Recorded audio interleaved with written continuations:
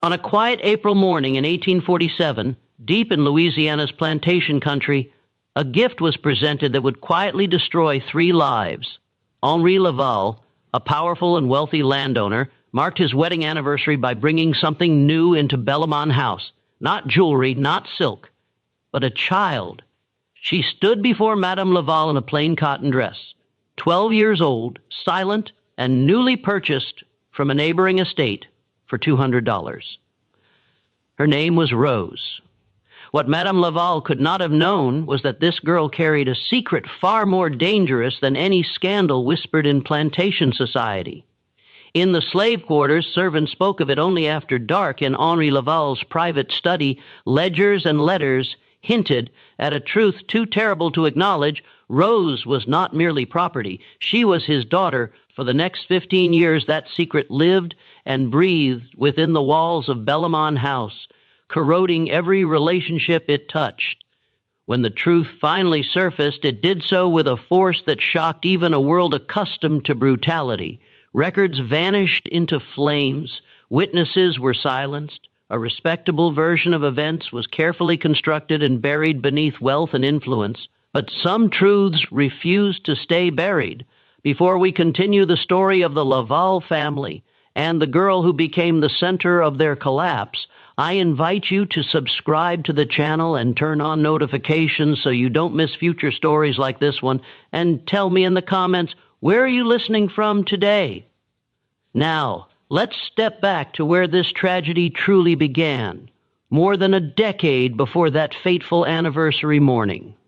The story of Rose Laval, though she would never be permitted to use that surname, began not in Louisiana, but on a smaller plantation in Mississippi in 1835. Her mother, a woman named Dinah, worked in the house of the Mercier family, where Henri Laval was a frequent guest during his years as a young bachelor, building his fortune in cotton speculation.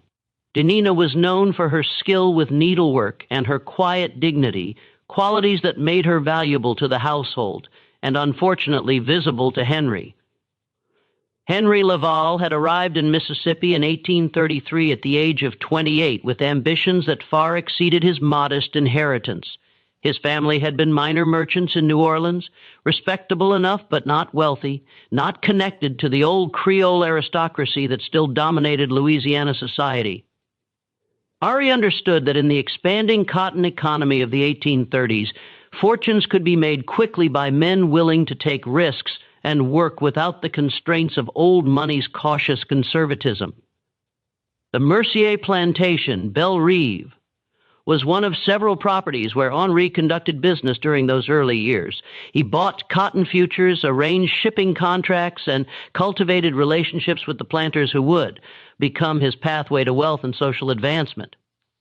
Old Mercier, a widower whose own sons had died of yellow fever, seemed to appreciate Henri's energy and business acumen. Henri became a regular guest at Belle Rive, sometimes staying for weeks at a time during the busy harvest seasons.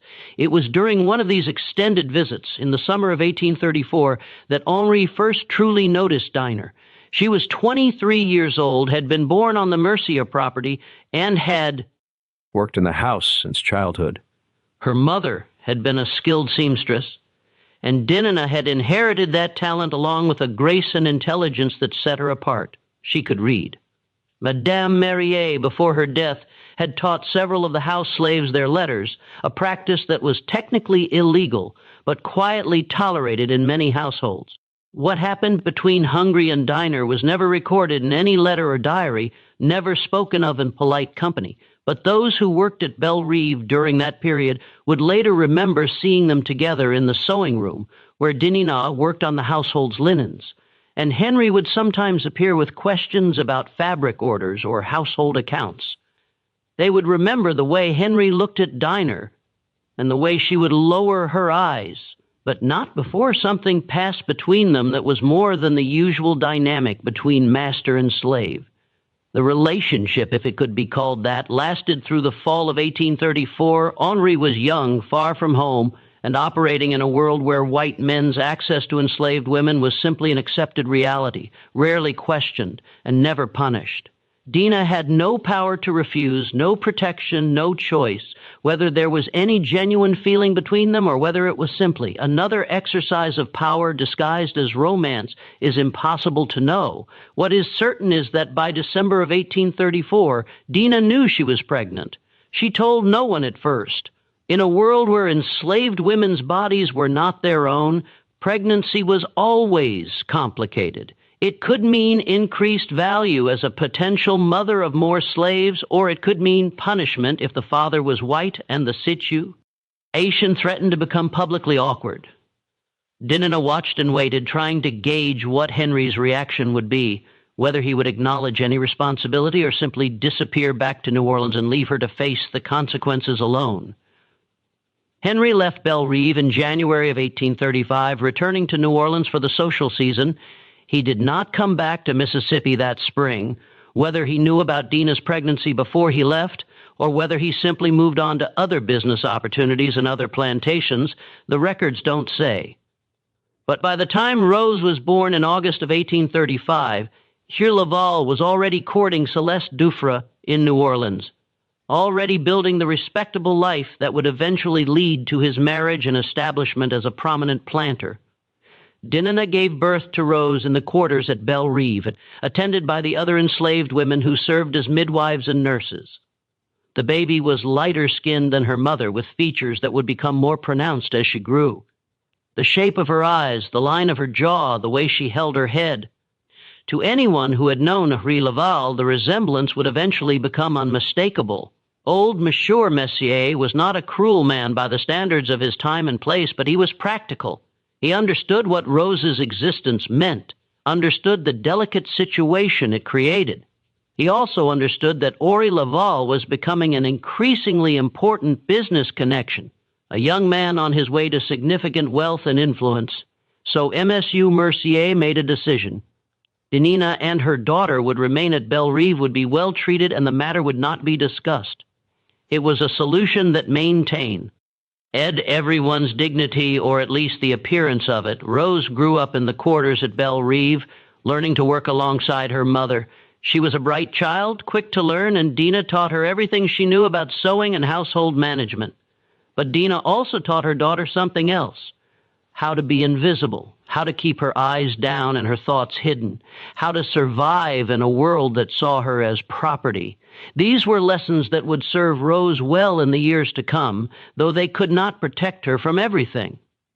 Henri Laval visited Belle Reve occasionally during Rose's childhood, though less frequently than in his bachelor years. He was married now, established at his own plantation in Louisiana, focused on building his cotton empire, but when he did visit, he would sometimes see Rose, a child, playing in the yard or helping her mother carry linens or standing quietly in the corner while the adults conducted business, and each time he saw her, he would feel something twist in his chest, some combination of guilt and recognition and a strange, uncomfortable pride. She was his daughter. He could never acknowledge her, could never claim her, but she was his. By 1847, Rose was 12 years old, and the resemblance to Henri had become too pronounced to ignore. Old Monsieur Merrier had died the previous year, and his estate was being managed by a nephew who had no particular loyalty to Henri Laval, and no reason to maintain the quiet arrangement that had protected Dinah and Rose. The nephew was consolidating the estate, selling off assets, and preparing to move to Mobile, where he had business interests. Several of the Belle Reve slaves were to be sold. Andy Rose was among them. When Henri learned of this through business channels, through the network of information that connected planters and merchants across the South, he made a decision that would prove catastrophic for everyone involved. He would buy Rose. He would bring her to Bellamont House. He told himself it was to protect her, to ensure she ended up in a good situation, rather than being sold to strangers. But there was something else driving the decision, something darker and more complicated. Perhaps it was guilt, or perhaps it was a twisted desire to keep his daughter close, to have her in his household where he could see her, even if he could never acknowledge who she was. Whatever his reasoning, Henri Laval set in motion the events that would destroy his marriage, his reputation, and ultimately his life. The transaction was handled through an intermediary, as such sensitive matters often were. In March of 1847, Henry arranged for a business associate named Charles Dupin to approach the Mercier nephew about purchasing several slaves, including a 12-year-old girl skilled in household work. The price was fair, $200, standard for a healthy young slave with house training. The paperwork was unremarkable, just another bill of sale. In a society where such documents were produced by the thousands every year, Dina was not included in the sale. The separation of mother and daughter was common enough in the slave trade to raise no particular comment. Though those who witnessed Dina's grief that day would remember it for years, she held Rose until the last possible moment, whispering something in her ear that no one else could hear. Later, those who had been present would wonder what Denina had told her daughter in those final moments. A warning, a blessing, instructions for survival. Whatever the words were, Rose carried them with her when she was loaded into the wagon that would take her to Louisiana. The journey from Believe to Belmont House took 4 days. Rose traveled with 3 other slaves who had been purchased by various buyers in the area, 2 field hands, and a woman who would work as a cook. They were chained together in the back of the wagon, given minimal food and water, and allowed to sleep on the ground at night. It was Rose's first experience of the brutal reality of being sold, of being transported like livestock from one owner to another. She had lived her entire life at Belle Reve, had known only one place, one community. Now she was being taken to a strange household to work for people she had never met for reasons she didn't understand. Rose arrived at Bellamont House on April 10th, 4 days before the Laval's 9th wedding anniversary. The plantation was larger and grander than Belle Reve, with a main house that seemed enormous to Rose's eyes. 2 stories of white-painted wood with tall columns and wide galleries surrounded by gardens and outbuildings. The quarters where the slaves lived were set back from the main house, a row of small cabins that housed the 40-some people who worked the cotton fields and maintained the household. Rose was kept in the quarters initially, given time to adjust to her new surroundings. The other house slaves studied her with curiosity and some suspicion. New slaves always disrupted the established hierarchy, and Rose was particularly puzzling. She was too light-skinned, too carefully selected. And there was something about the way Messie Laval had looked at her when she arrived, a look that the older slaves recognized, and that made them uneasy. An elderly woman named Judith, who had worked at Bellamont House for 30 years and served as the unofficial leader of the house slaves, took Rose aside on her second day. They were in the kitchen where Rose was being taught the layout and routines of the household. "Child," Judith said quietly, making sure no one else was close enough to hear, "you need to understand something. You're in a dangerous position here. I don't know what the master's thinking bringing you here, but it's not good. You keep your head down, you do your work, and you don't give Madame any reason to notice you more than necessary. You understand?" Rose nodded, though she didn't fully understand. She was 12 years old, had been torn from her mother and everything she knew, and was trying simply to survive each day. The complexities of the situation she had been placed in were beyond her comprehension. On the morning of April 14th, Henri called Rose into the main house. It was early before Celeste had risen, and the house was quiet except for the sounds of the kitchen staff preparing breakfast. Henri met Rose in the hallway outside his study, and for a long moment he simply looked at her in the morning light coming through the tall windows. The resemblance between them was striking. The same eyes, the same shape of face, the same way of holding themselves. Henri felt that familiar twist in his chest, that mixture of guilt and recognition. "You're to be a gift for Madame," he said finally, his voice formal, distant. "For our anniversary, you'll work directly, under her supervision, helping with her wardrobe and personal needs. You'll be respectful, obedient, and discreet. Do you understand?" "Yes, sir," Rose said quietly, keeping her eyes down as Denina had taught her. Henry wanted to say more. He wanted to ask about Denina, about Rose's childhood at Belle Reve, about whether she was frightened or confused. He wanted to tell her that he was her father, that he had brought her here to protect her, that she would be safe in his household. But he said none of these things. To speak them would be to acknowledge a truth that could never be acknowledged, to create a crack in the carefully constructed facade of his respectable life. Instead, he simply nodded and called for Judith to take Rose away and prepare her for the presentation. Rose was dressed in a new cotton dress, pale blue with white trim, finer than anything she had ever worn. Her hair was arranged carefully, braided and pinned in the style that Celeste preferred for her house slaves. She was given a white apron to wear over the dress, marking her as part of the household staff, and then she was made to wait in the hallway while Henri went to fetch his wife. Celeste was in the morning room when Henri brought Rose to her. The anniversary breakfast had been laid out on the small table by the window, fine china with a delicate floral pattern, fresh flowers from the garden arranged in a crystal vase, all the markers of civilized domesticity. Celeste was dressed in a morning gown of pale yellow silk, her dark hair arranged in the elaborate style she favored. She was 38 years old, still beautiful, in the severe way of women who have learned to use their appearance as a form of power. "My dear," Henry said, his voice carrying the formal courtesy that had characterized their marriage for years, "I have an anniversary gift for you. This girl, Rose, has been trained in household work and personal service. I thought she might be useful to you to help with your wardrobe and other needs." Celeste studied Rose with the practiced eye of a woman accustomed to evaluating property. She noted the girl's light complexion, the quality of her features, the new dress that was finer than what the other house slaves wore. She noted the way Henry stood slightly too close to the girl, the way his voice had a particular tone when he spoke about her. And then Celeste looked at Rose's face, really looked at it, and saw something that made her blood run cold. The girl had Henry's eyes, the same unusual shade of gray-green, the same shape, the same way of looking out at the world. It was unmistakable once you saw it, impossible to unsee.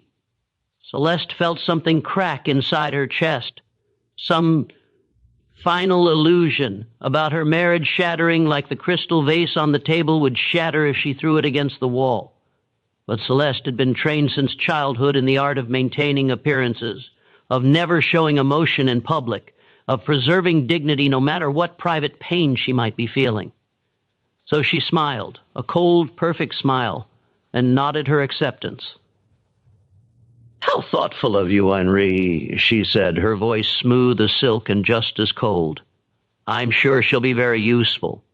Rose, you may go to the kitchen and help with clearing the breakfast dishes. I'll call for you when I need you." Rose curtsied. Judith had taught her that the night before and fled from the room. She could feel the tension between Monsieur and Madame Laval, could sense that something terrible was happening, even if she didn't understand what it was. She went to the kitchen and stood in the corner trembling, while the other slaves exchanged knowing looks. Henri and Celeste were left alone in the morning room. They sat down to their anniversary breakfast, and for several minutes neither of them spoke. Henri ate mechanically, not tasting the food. Celeste sat perfectly still, her hands folded in her lap, her face composed. Finally, Henri said, "She's a good worker." The Mercier family spoke highly of her training. "The Mercier family," Celeste repeated softly, "in Mississippi, where you spent so much time before we were married." Henry's hand froze halfway to his mouth. He sat down his fork carefully. "Yes, I did business with them for several years. And this girl," Celeste continued, her voice still soft, still perfectly controlled, "she was born there at the Mercier plantation." "I believe so. How old is she?" 12. Celeste did the mathematics in her head. 12 years old. Born in 1835. Henri had been doing business with the Mercier family in 1834 and 1835 before their marriage, before he had even begun courting her. "She has your eyes," Celeste said finally, looking directly at her husband. "Did you think I wouldn't notice?" Henri said nothing. What could he say? Denial would be insulting to both of them. Admission would force them both to confront a truth that their society had carefully constructed elaborate fictions to avoid confronting. "I see," Celeste said after a long silence. She stood up, smoothing her skirt with hands that trembled only slightly. "Thank you for the anniversary gift, Henry. It's very illuminating." She walked out of the morning room with her head high, her back straight, every inch the aristocratic lady she had been raised to be. But inside, Celeste Duffrin Laval was calculating, planning, and nursing a rage that would poison everything it touched for the next 15 years. The first weeks of Rose's life at Belmont House established patterns that would persist for years. She was assigned to work directly under Celeste's supervision, which meant she was constantly in the mistress's presence. She helped Celeste dress in the morning, arranged her hair, maintained her wardrobe, served her meals when she took them in her room, and attended to countless small tasks throughout the day. Celeste was never cruel in any obvious way. There were no beatings, no deprivations of food, nothing that would have been remarked upon by visitors or other staff. But there was a coldness in how Celeste treated Rose, a particular quality of attention that felt more like surveillance than supervision. She watched Rose constantly, studied her face, compared her features to Henri, and she found ways to remind Rose, subtly but constantly, of her powerlessness. Rose would be made to stand for hours holding items while Celeste decided whether to use them. A shawl, a book, a fan. She would be sent to fetch something from another room, only to be told when she returned that it was the wrong item, that she should have known better, that she needed to pay more attention. She would be given tasks that were impossible to complete perfectly, mending linens with stitches so small they could barely be seen, polishing silver until it showed no fingerprints whatsoever, arranging flour. In vases, according to specifications that changed each time Rose thought she had understood them, it was work designed not for productivity, but for control, for the constant reinforcement of Rose's powerlessness and Celeste's absolute authority. And it was effective. Within a month, Rose had learned to move through the house like a ghost, silent and invisible, trying desperately not to draw any more attention than necessary.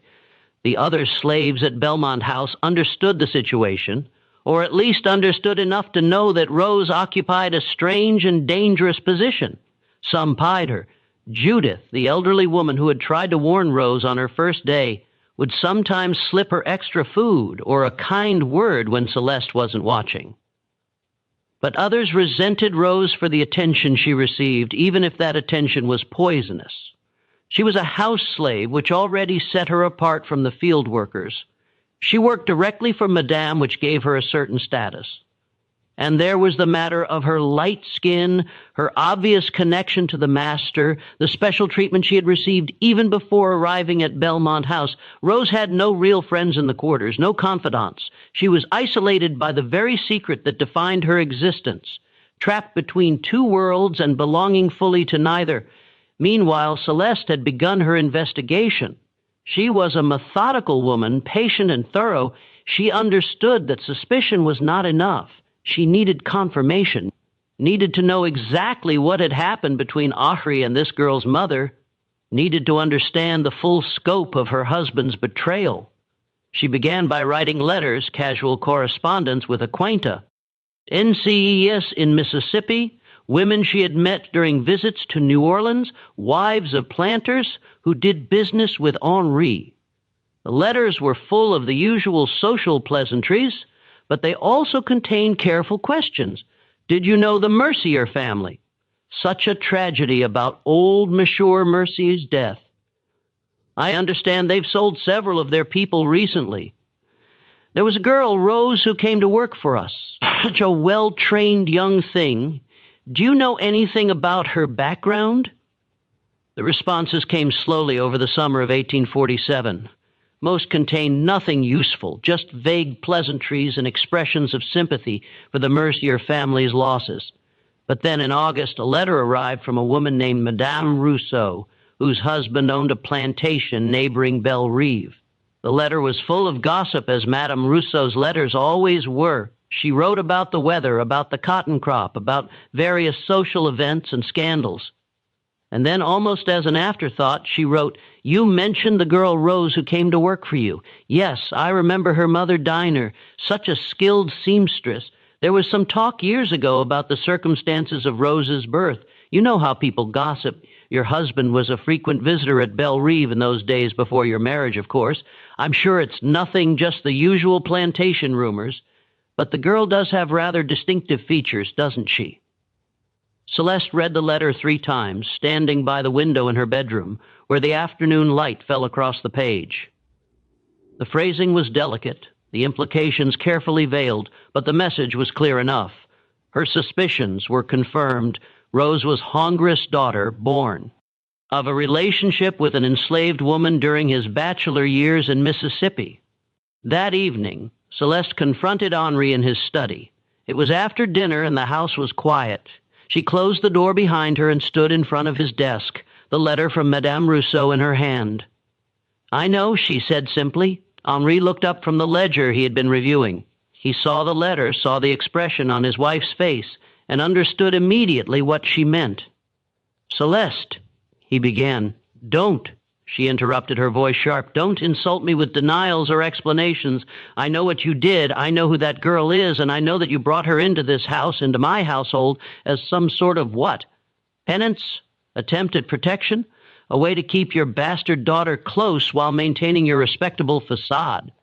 Henri stood up, his face flushing. "It wasn't like that. I was trying to help her. The Mercier estate was being sold, and she would have been sent to God knows where. I thought if I brought her here, you thought you could have it both ways," Celeste said coldly. "You thought you could keep your daughter as your slave, could see her every day, could feel better about yourself for protecting her all while never having to actually acknowledge what you'd done or face any real consequences for it. And you thought I would never know, or that if I did know, I would simply accept it like a good wife and say nothing. What do you want me to do?" Henri asked, his voice tired. "She's here now. She's a child. Whatever happened with her mother was 12 years ago, before we were married. I can't change the past." "No," Celeste agreed. "But you can change the present. You can sell her. Send her away. Remove this reminder of your indiscretion from my house." Henri shook his head. "I won't do that. She's safe here. She's being treated well.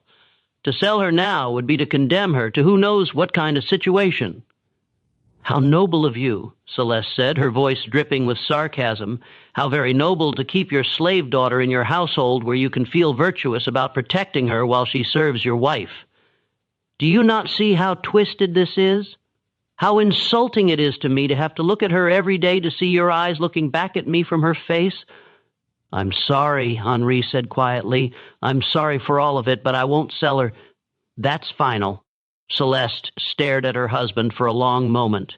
Then she smiled, a cold, terrible smile that made Henri take a step back. "Very well," she said, "she stays. But understand this, Henri, she is my property now. You gave her to me as a gift. Remember, that means I decide how she's treated, what work she does, what happens to her.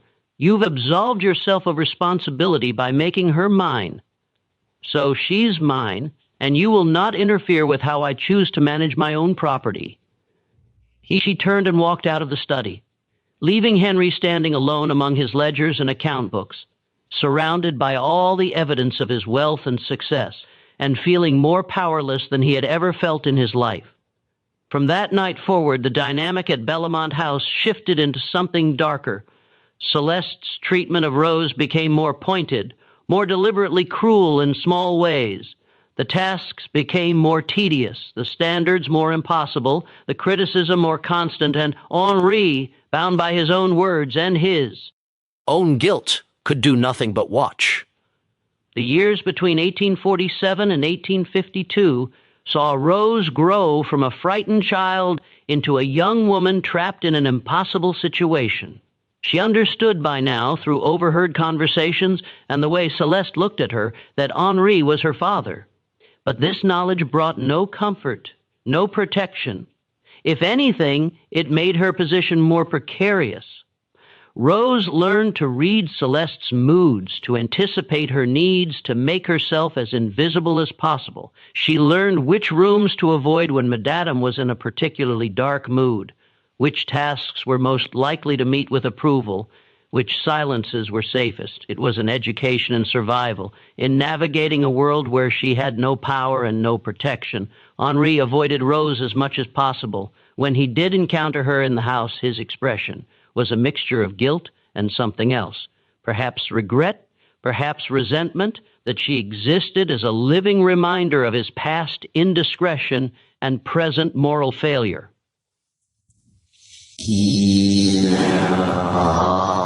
spoke to her directly if he could avoid it, never acknowledged the connection between them. To do so would be to admit the truth, and admission was impossible. But there were moments when the facade cracked slightly. Once, when Rose was 14, she was carrying a heavy tray of dishes from the dining room to the kitchen. When she stumbled on the stairs, the tray fell and china shattered across the floor. Rose stood frozen, knowing that such carelessness would result in punishment, probably being denied dinner, possibly being whipped by the overseer if Celeste was angry enough. Henri had been in the hallway and had seen the accident. He saw Rose's face, saw the fear there, and something in him broke. He called for Judith to clean up the mess and told Rose to go to the kitchen.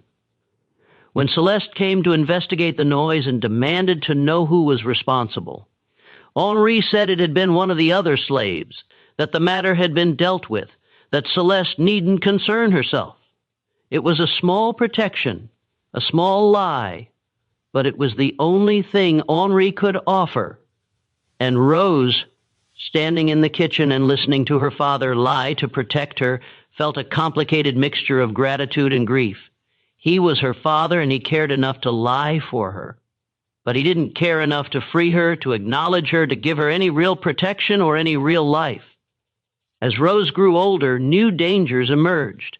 She was becoming a young woman, and in the world of southern plantations, that meant she was becoming vulnerable in new ways. The male slaves at Bellamont House generally left her alone. She was too closely associated with the master and mistress, too dangerous to approach. But there were visitors to the plantation, business associates of honorees, who would sometimes stay for days or weeks. And there were the white men who worked on the property, the overseer, the bookkeeper, the various tradesmen who came and went.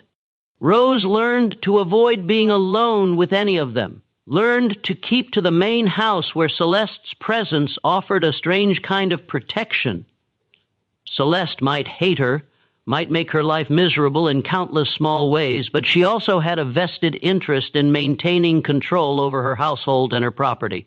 No one would touch Rose without Celeste's permission, and Celeste was not inclined to grant that permission. But in 1850, when Rose was 15, the situation changed. Henri hired a new overseer named Thomas Garrett to manage the field operations at Belmont.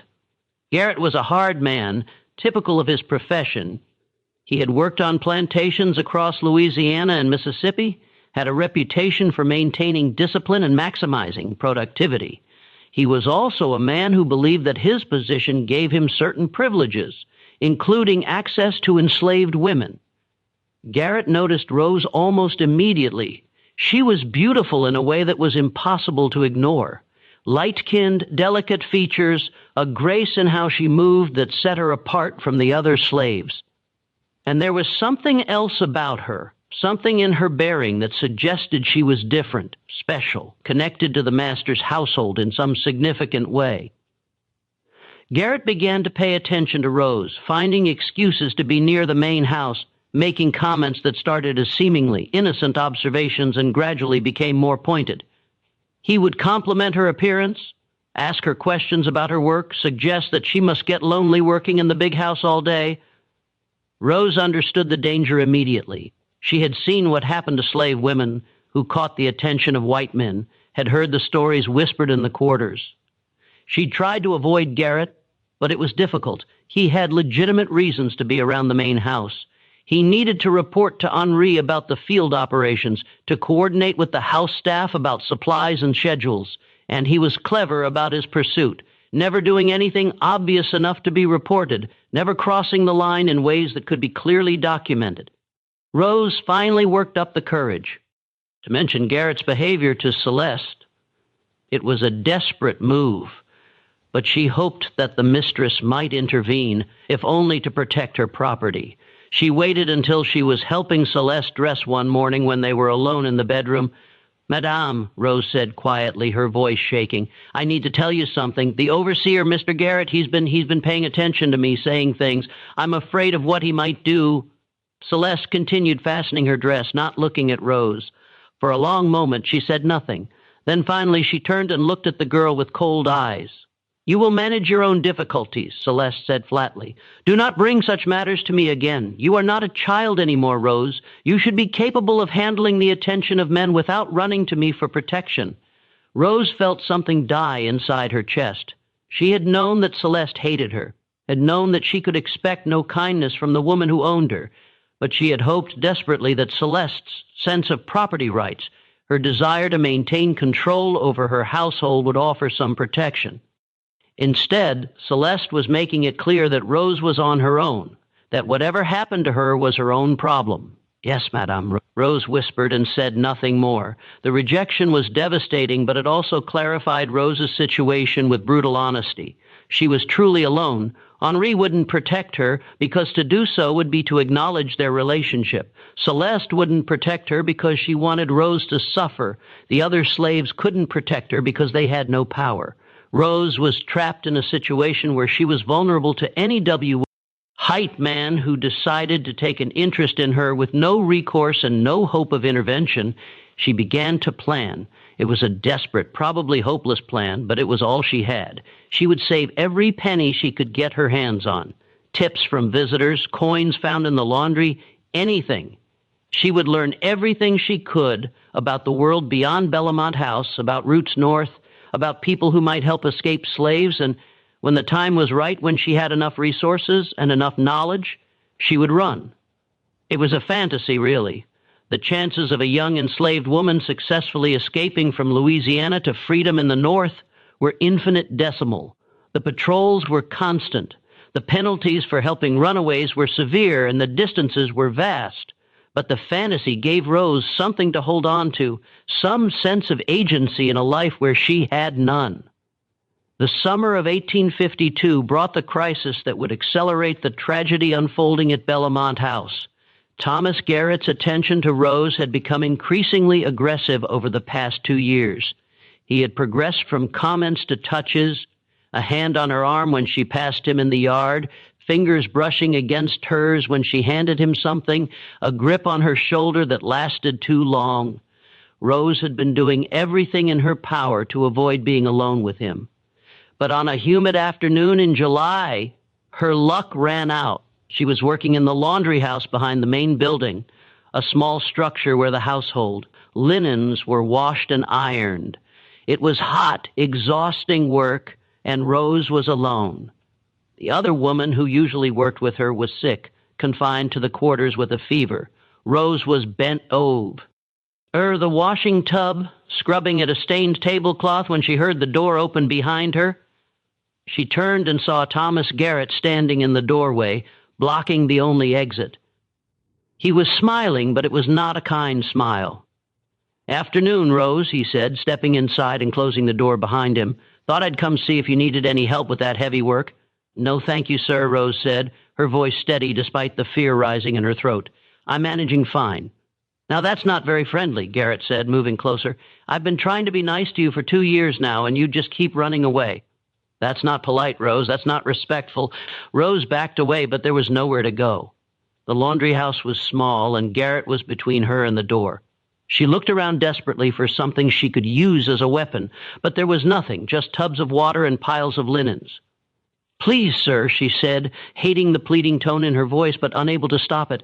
"Please, just let me finish my work. Madame will be angry if the laundry isn't done." "Madame doesn't need to know about this," Garrett said, reaching for her. "This can be our little secret. What happened next happened fast." Garrett grabbed Rose's arm, pulling her toward him. Rose tried to pull away, and he slapped her hard enough to make her ears ringing. She stumbled backward, hit the edge of the washing tub, and fell. Garrett was on her immediately, his weight pinning her down, his hands tearing at her dress. Rose fought. She scratched at his face, tried to scream, kicked and twisted, and did everything she could to get away. But Garrett was stronger, and he was angry now. Angry T. She was resisting, angry that she wasn't submitting quietly like he thought she should. The struggle lasted several minutes, though to Rose it felt like hours. At some point, she managed to grab a wooden washing paddle and hit Garrett across the side of the head with it. He reeled back, cursing, and Rose scrambled to her feet and ran for the door. She burst out of the laundry house and ran toward the main house, her dress torn, her face bruised and bleeding from where Garrett had hit her. She could hear him behind her shouting, but she didn't stop. She ran up the back stairs and into the house, past the shocked kitchen staff, and straight to Henry's study. Prey was at his desk when Rose burst in without knocking, a breach of protocol that would normally have resulted in immediate punishment. He looked up startled and then saw her condition, the torn dress, the bruises, the terror in her eyes. "What happened?" he demanded, standing up. Rose stood before him, trembling, and said the words she had never been permitted to say, the words that had been forbidden for 7 years. "You're my father. Please help me." The silence that followed was absolute. Henri stared at his daughter, and in that moment he could not deny that's what she was, standing before him with his own eyes, looking back at him in desperate appeal. For a long moment, something like recognition, perhaps even compassion, flickered across his face. He saw her not as property, not as a problem to be managed, but as his child, his daughter, a human being who needed his protection. Then Celeste appeared in the doorway. She had heard the commotion, had followed Rose through the house. She stood there perfectly composed, despite the chaos, and took in the scene. Rose in her torn dress, Henry standing behind his desk with an expression of anguish on his face, the words that had just been spoken hanging in the air between them. "Get out," Celeste said to Rose, her voice like ice.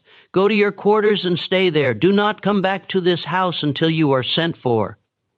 Rose looked at Henri, hoping for some sign that he would contradict his wife, that he would offer the protection she had begged for. But Henry said nothing. He stood there frozen, caught between his guilt and his cowardice, unable to act. Rose fled. She ran to the quarters to the small cabin she shared with 3 other house slaves and collapsed on her pallet. The other women tried to comfort her, but Rose was beyond comfort. She had finally spoken the truth, had finally claimed her father, and he had done nothing. He had stood there and let Celeste send her away, had chosen his wife and his reputation over his daughter's safety. Atri and Celeste were left alone in the study for another confrontation, this one more explosive than any that had come before.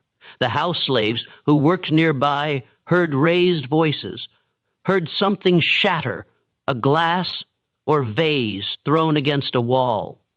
The argument lasted for over an hour, conducted in a mixture of English and French, with accusations and recriminations that had been building for 5 years finally erupting. When Celeste emerged, her face was composed but pale, her hands shaking slightly as she called for Judith, the head house slave. "Send for the sheriff," Celeste said, her voice perfectly controlled. "We've had a theft." Judith stared at her mistress, understanding immediately what was happening. "Madame," she began. "Now," Celeste interrupted. "Send for the sheriff now." The accusation was simple and devastating. Rose had stolen a piece of jewelry from Celeste's room, a gold brooch that had belonged to Celeste's mother. It was a valuable piece both monetarily and sentimentally, and its theft was a serious crime. The brooch was found in Rose's belongings in the quarters, planted there by Celeste herself, though of course there was no way to prove that. The other slaves knew immediately that Rose was being framed, that this was Celeste's revenge for the scene in Henry's study, for Rose's claim of kinship for 7 years of humiliation and rage. But there was nothing they could do. To speak up would be to invite punishment themselves, and their testimony wouldn't be believed anyway. Slaves could not testify against white people in Louisiana courts. Rose was taken to the parish jail that evening to await trial. She went quietly, understanding that resistance would only make things worse. As she was being led away, she looked back at the main house and saw Henri standing at the window of his study, watching. Their eyes met for a moment, and Rose saw something in her father's face that might have been grief or might have been guilt. Then he turned away, and Rose was taken to jail. Just when we thought we'd seen it all, the horror in Bellamont House intensifies. If this story is giving you chills, share this video with a friend who loves dark mysteries. Hit that like button to support our content. And don't forget to subscribe to never miss stories like this. Let's discover together what happens next. The trial of Rose for theft was scheduled for August 3rd, 1852, 3 weeks after her arrest. She spent those weeks in the parish jail, a small stone building that held perhaps a dozen prisoners at any given time. The conditions were harsh. She was kept in a cell with 2 other women, given minimal food and water, and allowed outside only for brief periods each day. But the physical hardship was nothing compared to the psychological torment of knowing that she was being punished not for anything she had done, but simply for existing, for being the living evidence of H.R.I. Laval's past and Celeste Laval's humiliation. Ori visited the jail once during those 3 weeks. He came late at night when few people would see him and asked to speak with Rose privately. The jailer, who knew Henri and depended on his goodwill for various business matters, allowed it. Father and daughter sat across from each other in the small visiting room, separated by a wooden table. For a long time, neither of them spoke. Henry looked at Rose, at her bruised face, her thin frame, the hopelessness in her eyes, and felt shame so profound it was almost physical. "I'm sorry," he said finally. "I'm sorry for all of it, for bringing you here, for not protecting you, for being too weak to do what I should have done." Rose said nothing. What was there to say? Sorry didn't change anything. Sorry didn't free her from jail, didn't erase the past 7 years, didn't give her back her mother or her childhood or any hope for a future. "The trial," Henry continued, his voice low. "Celeste is determined to see you convicted. She wants you sent to the state prison or sold out of state, or I don't know what she wants exactly. Revenge, I suppose, for everything." "And what do you want?" Rose asked Spee. "King for the first time." Her voice was flat, emotionless. Ari looked at his hands. "I want to make this right, but I don't know how. If I testify that you didn't steal the brooch, Celeste will know I'm lying to protect you. It will confirm everything she suspects will make the situation worse. But if I don't testify, you'll be convicted. There's no evidence in your favor, no witnesses who can speak for you. So I'm going to be convicted," Rose said, "and you're going to let it happen because protecting me would be inconvenient for you. It's not that simple." "Yes, it is," Rose interrupted, her voice suddenly fierce. "It's exactly that simple. You could free me. You could acknowledge me as your daughter and free me. You have that power, but you won't because it would cost you too much. Your reputation, your marriage, your position in society. So instead, you'll let me be convicted of a crime I didn't commit, and you'll tell yourself it's complicated, that there's nothing you can do."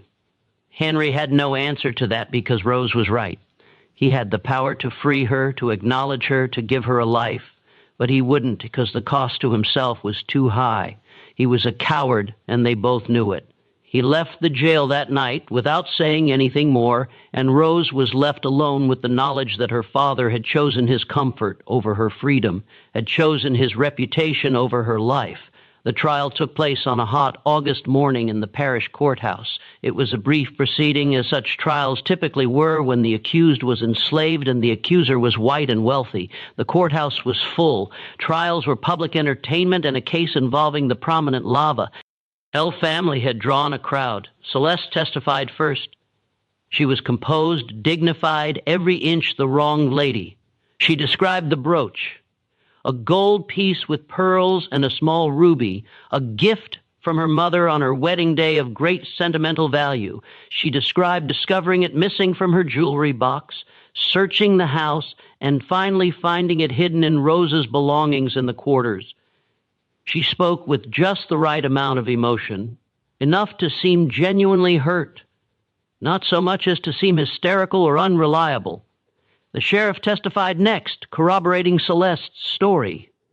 He had been called to Belmont House, had been shown the missing brooch, had accompanied Madame Laval to the quarters where the brooch had been found in Rosa's possession. It was a clear case of theft, he said. The evidence was undeniable. Rose was not permitted to testify in her own defense. Louisiana law prohibited slaves from testifying against white people. Her court-appointed attorney, a young man who had been practicing law for less than a year and who clearly wanted to be anywhere but in this courtroom, made a perfunctory argument that the evidence was circumstantial, that there was no proof Rose had actually taken the brooch, but his heart wasn't in it, and everyone in the courtroom knew it. The judge was preparing to deliver the inevitable guilty verdict when Henri Laval stood up in the courtroom. "Your Honor," he said, his voice rough, "I wish to address the court." The room fell silent. Celeste turned to stare at her husband, her face suddenly alert with alarm. She knew that tone in his voice, knew that something was about to break. She half rose from her seat as if to stop him. But it was too late. Henri walked to the front of the courtroom. He looked at Rose standing in the dock with her hands bound, her face showing no expression because she had learned long ago that showing emotion was dangerous. He looked at his wife sitting rigid in her seat, her eyes promising consequences.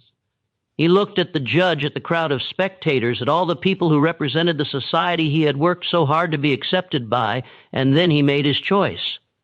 "The girl is innocent," Henri said clearly. "The brooch was not stolen, it was misplaced. My wife was mistaken." The courtroom erupted in murmurs. The judge banged his gavel for silence. Celeste had gone white, then red, her hands gripping the arms of her chair so tightly her knuckles showed pale. "Monsieur Laval," the judge said carefully, "are you certain? This is a serious accusation to retract. Are you saying that your wife has lied to this court?"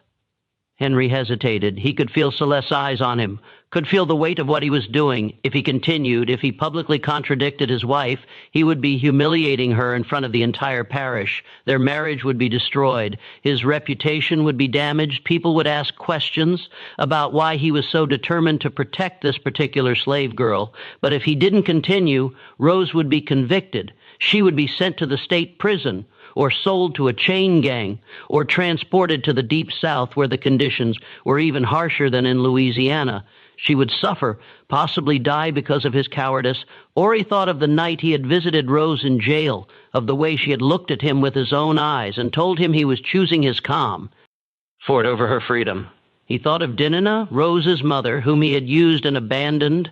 He thought of all the choices he had made, all the ways he had failed to be the man he should have been. "I am saying," Henry said slowly, "that there has been a misunderstanding. The brooch was not stolen. I asked the court to dismiss the charges and release the girl to my custody." The judge looked at Celeste, who sat frozen in her seat, her face a mask of fury and humiliation. He looked at Henri, who stood with his shoulders back and his head high, looking more determined than anyone had seen him look in years. And the judge, who was a practical man and who understood that he was witnessing the public dissolution of one of the parish's most prominent marriages, made the only decision he could make. "The charges are dismissed," he said, banging his gavel. "The defendant is released." Rose was unbound and released from the dock. She stood there for a moment, not quite believing what had happened, not quite trusting that she was actually free.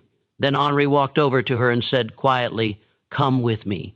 They walked out of the courthouse together, father and daughter, while the crowd whispered and stared. Celeste remained in her seat, too shocked and too angry to move. She had been publicly contradicted by her husband, had been made to look like a liar or a fool, had lost the revenge she had been planning for weeks. The humiliation was complete. The ride back to Belmore House was silent. Rose sat in the back of the carriage, Henry and Celeste in the front, the space between them crackling with unspoken rage. When they arrived, Celeste went immediately to her room and locked the door. Henri went to his study, and Rose was sent to the quarters, where the other slaves looked at her with a mixture of awe and fear, understanding that something fundamental had shifted, but not knowing what would come next. What came next arrived 3 days later in the form of a bill of sale and a letter. Henri had spent those 3 days in his study, drinking brandy and writing letters and making arrangements. He had not spoken to Celeste, who remained locked in her room, refusing food and refusing to see anyone. He had not spoken to Rose, who remained in the quarters, waiting for whatever would happen next. On the third day, Henry called Rose to his study. She came reluctantly, still not trusting that the situation had truly changed, still expecting some new punishment or betrayal. Henri was standing by the window when she entered, looking out at the cotton fields that stretched to the horizon. He didn't turn around when she came in.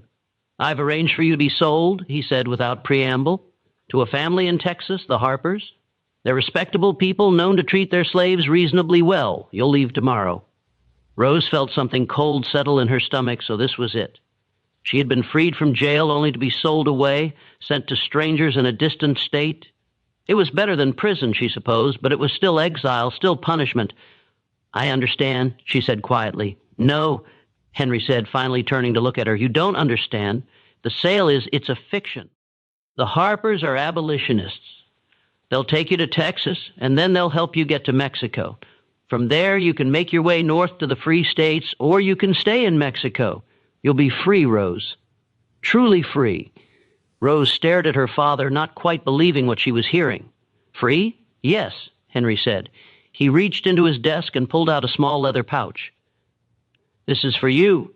$200 in gold coins. It's the price I paid for you 5 years ago. It's not enough. Not nearly enough to make up for everything, but it's what I can give you. Use it to start your life wherever you decide to go." He held out the pouch, and Rose took it with trembling hands. She opened it and saw the gold coins gleaming inside, more money than she had ever seen in her life. "There's also this," Henry said, handing her a sealed letter. "It's a letter of manumission, signed and notarized. It says that you've been freed by your owner. It's not entirely legal. Technically, Celeste owns you, not me, and she hasn't signed anything, but it should be enough to protect you if you're questioned.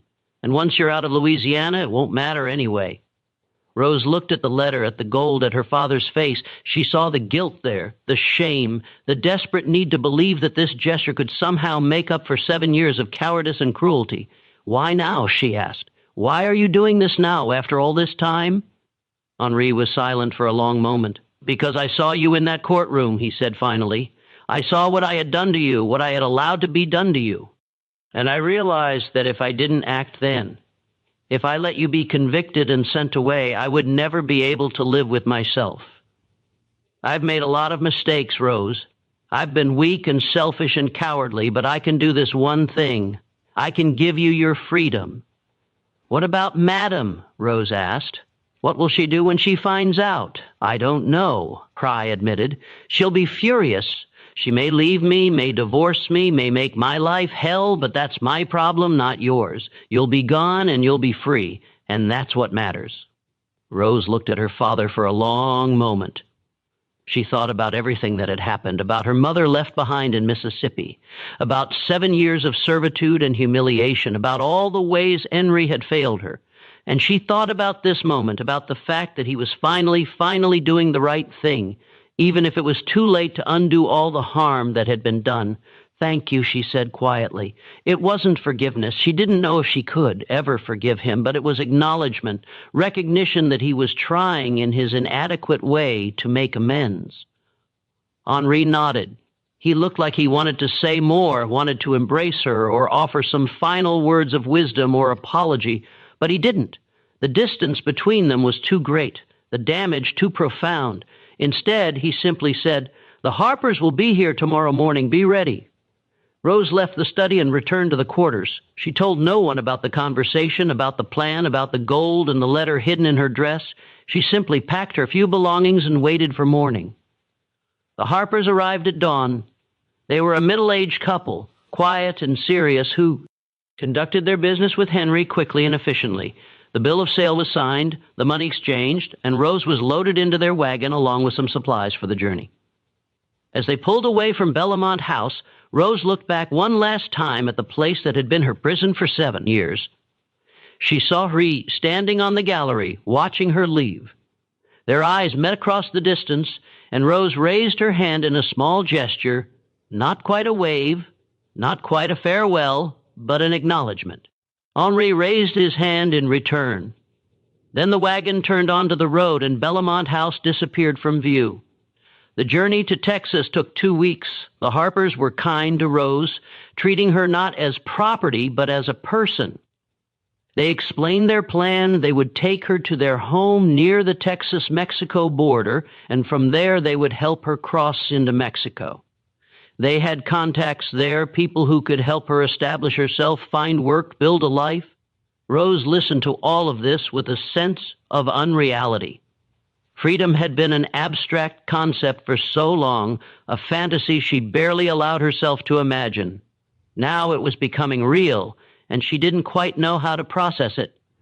They reached the Harpers' home in late August. It was a small ranch, isolated and quiet, far from the major towns in the eyes of authorities.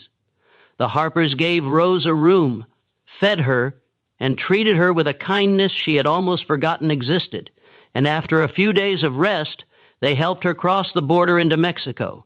Rose spent the next year in a small town in northern Mexico, working as a seamstress and learning Spanish. She used Henry's gold carefully, saving most of it while she, established herself. And in 1853, she made the decision to continue north to the United States, to the free states where slavery was illegal.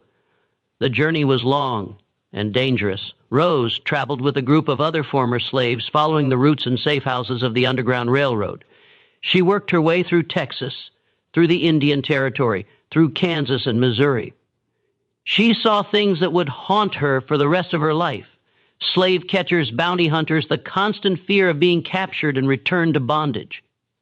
But she also saw kindness. She met people, both black and white, who risked their own safety to help escaped slaves.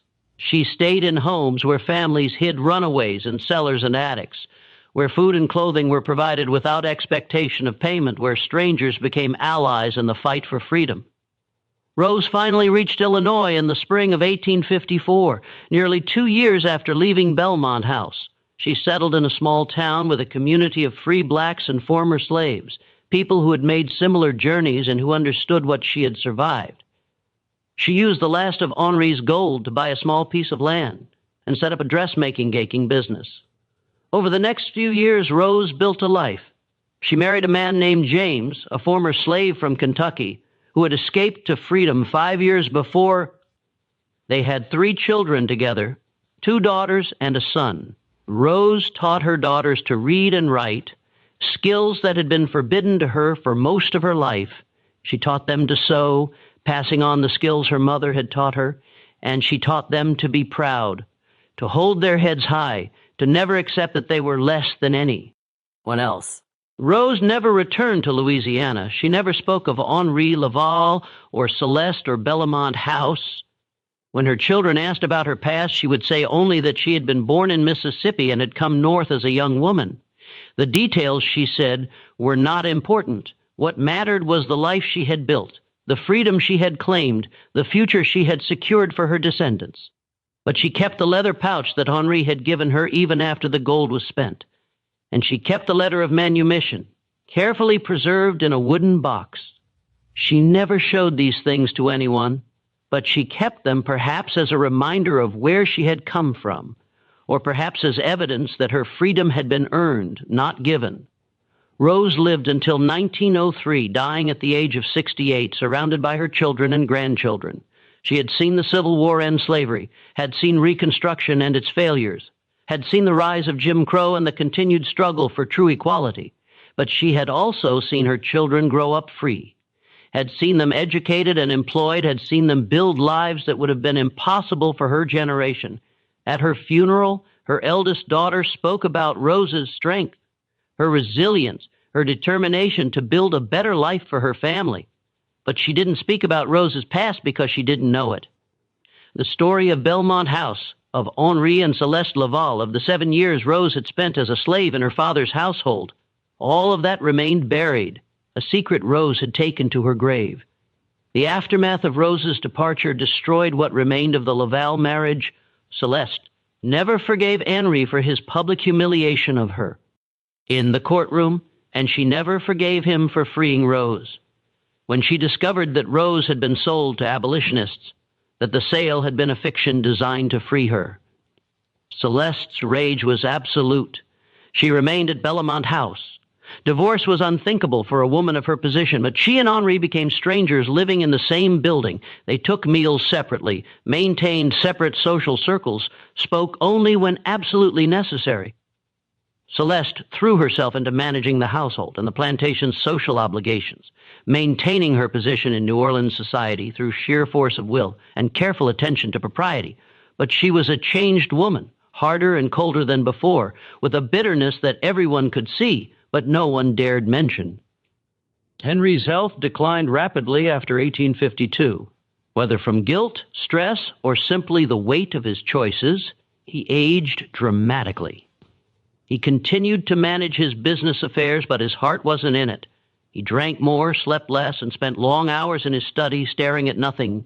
The other planters noticed the change, whispered about it, speculated about what had happened between the Lavals, but no one knew the full story, and Henri never spoke of it. By 1855, Henri was a shadow of the confident young man who had once built a cotton empire.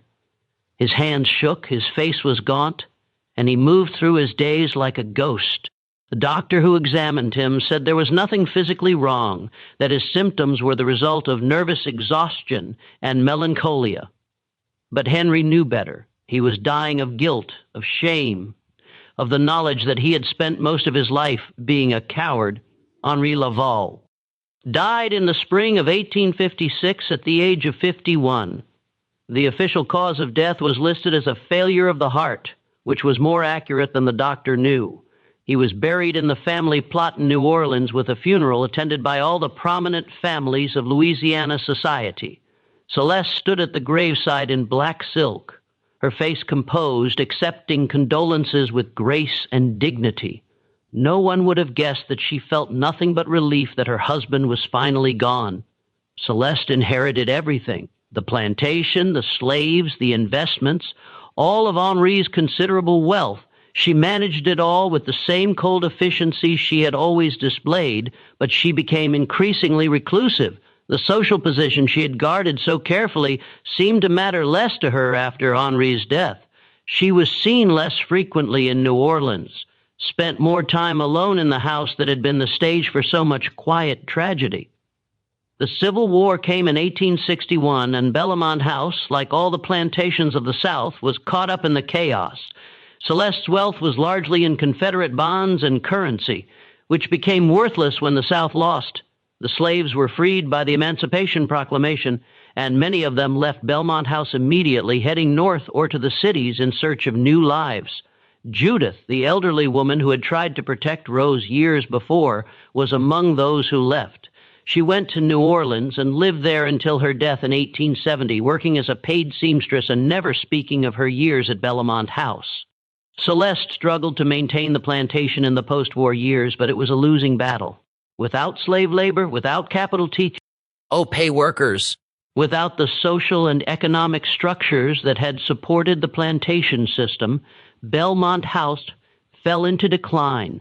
The fields went unplanted, the buildings fell into disrepair, and Celeste herself became more and more isolated. In the years after the war, the few people who still visited Bellamont House reported that Celeste had become strange. She was sometimes seen walking through the empty rooms, talking to herself in French. The freed slaves who had once worked there, now hired as paid servants, said she was arguing with ghosts, with Henri, with her own younger self, with the choices that had brought her to this lonely end.